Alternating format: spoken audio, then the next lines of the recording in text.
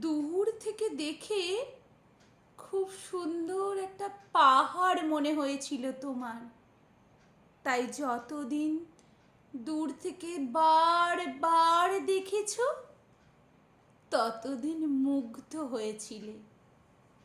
অনুভব করার জন্য অপেক্ষা করতে হয়, সেটাও যত্ন সহকারেই করেছিলে।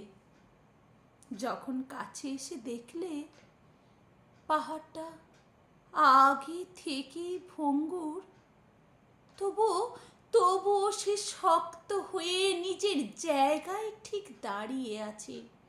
অন্য কোনো পাহাড়ের থেকে তার সুন্দরতা একটুও কম নয়। বলবে